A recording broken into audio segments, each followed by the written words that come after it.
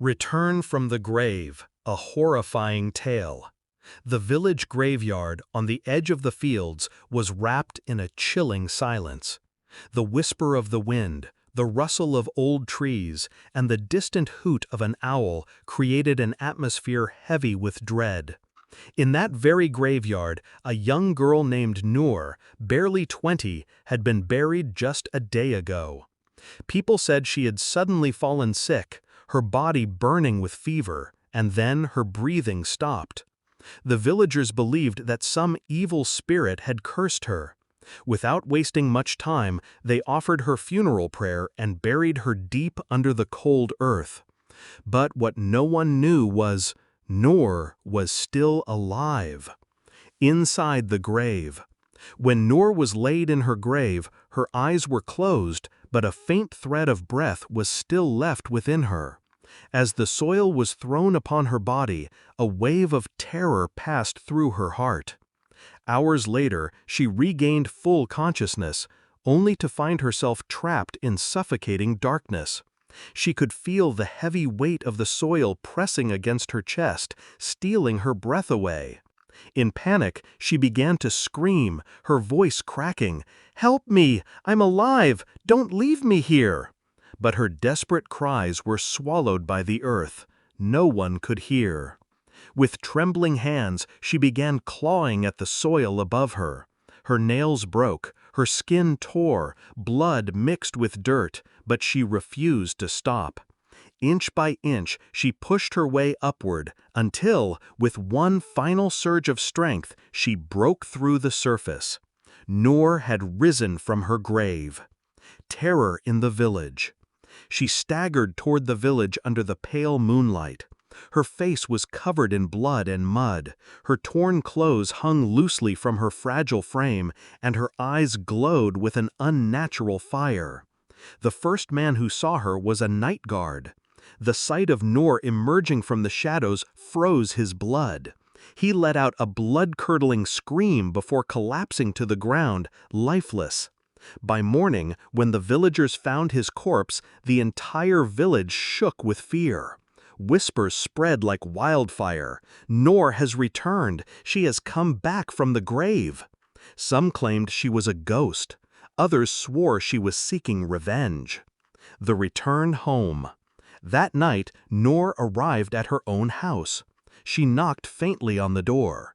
"Who is it?" her mother asked from inside. "Amma, it's me, Noor." Her mother's blood ran cold.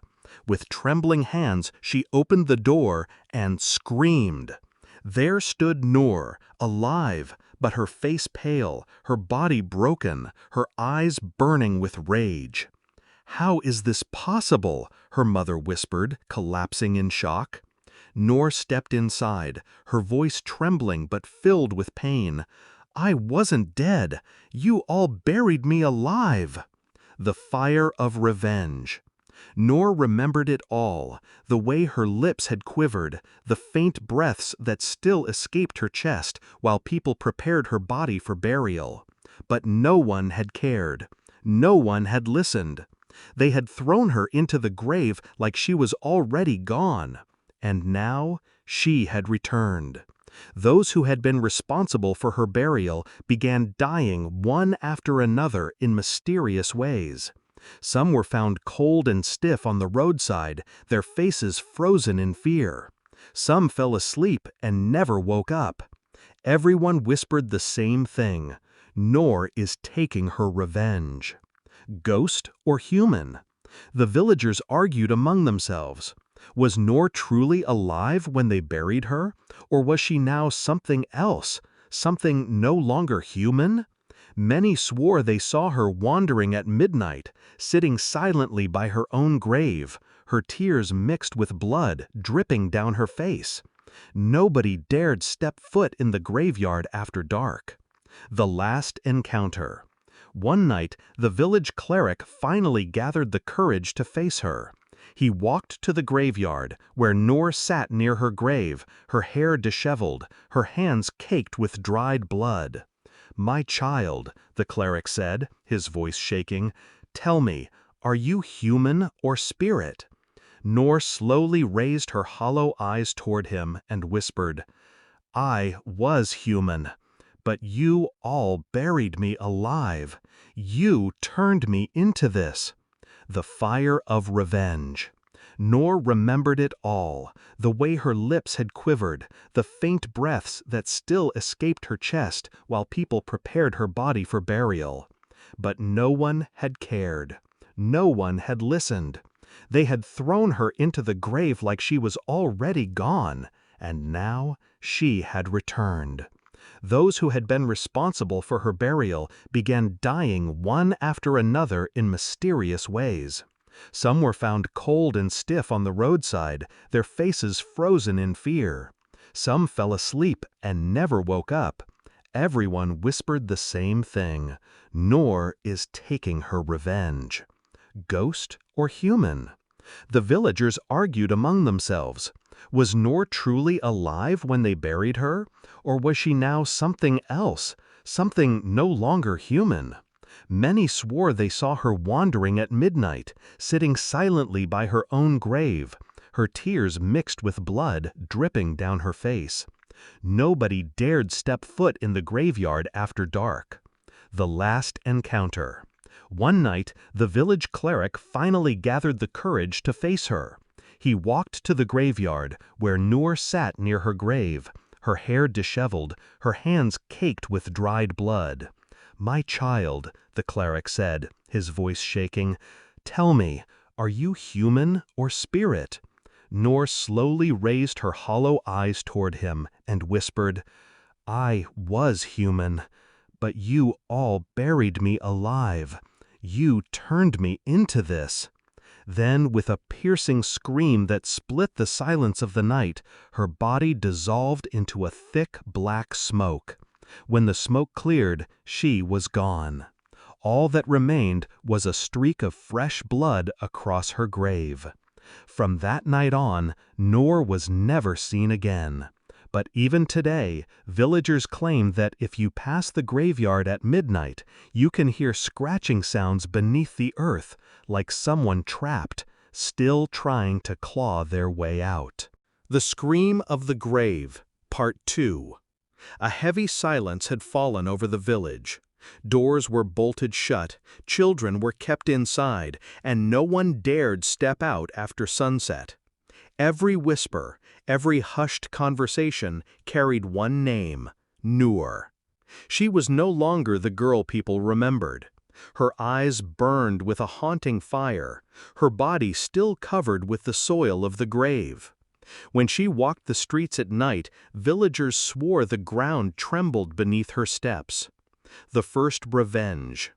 Her first target was the gravedigger, the very man who had buried her alive. Late one night, he sat eating bread inside his small hut when a voice hissed from the window, "Do you remember whom you buried while still alive?" The gravedigger froze. His heart pounded like a drum. Trembling, he opened the door. At first, no one was there, but when he turned around, Noor stood right behind him. Her eyes glowed crimson in the dark. He tried to run, but his legs locked, as though nailed to the earth. Noor placed her cold hand on his chest. His breathing faltered, his eyes widened with terror, and then silence. The next morning, villagers found him dead, his face pale, his eyes wide open, frozen in fear. Fear in every home. From that night forward, the entire village lived in terror. Women whispered to their children, "Stay inside, or Noor will come for you." But Noor did not kill blindly. She hunted only those who had taken part in her burial. And every corpse carried the same signs: mud on the hands and terror carved into the face. A mother's plea. Inside her home, Noor's mother wept endlessly. She recognized her daughter, yet she knew this was no longer the same Noor. One night, when Noor appeared at the doorstep, her mother clutched her hand and begged, "Stop this, my child. Revenge will never bring you peace." Noor's eyes brimmed with tears mixed with blood. Her voice cracked. "Amma, I wanted to live, but they buried me alive. They turned me into this. How can I be human now?"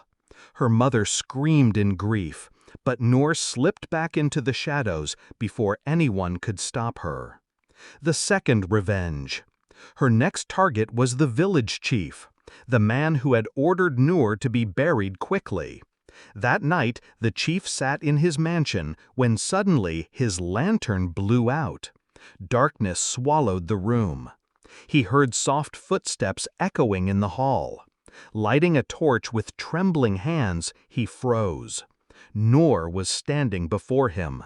"Chief," she whispered, her voice dripping with rage. "It was you who told them to bury me in haste.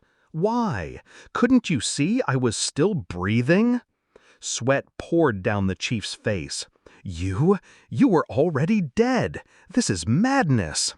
Noor stepped closer. Her breath was ice cold against his skin. "No, I was alive, and now your time is over."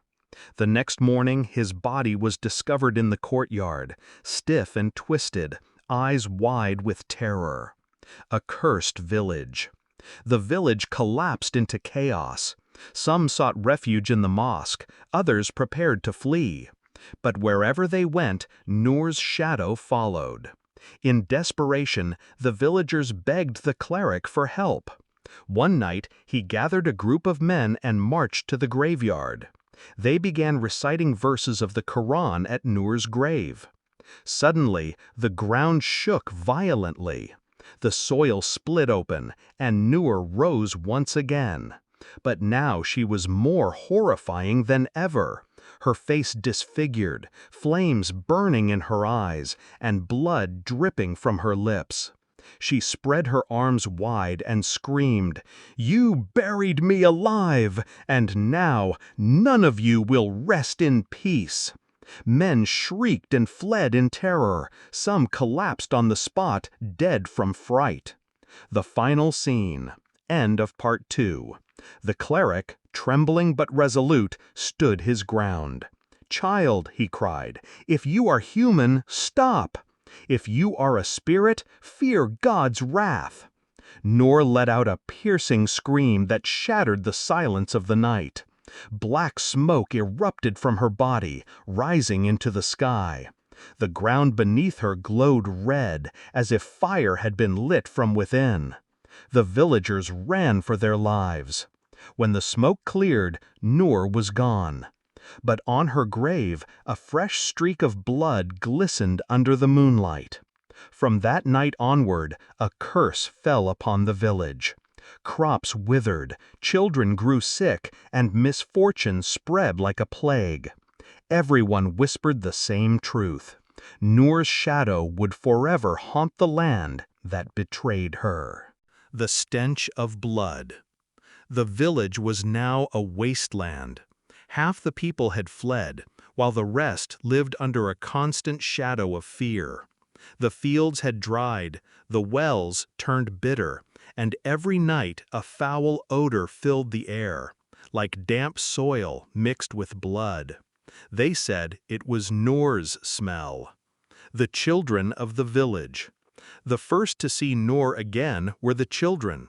3 boys snuck out at night to play near the graveyard.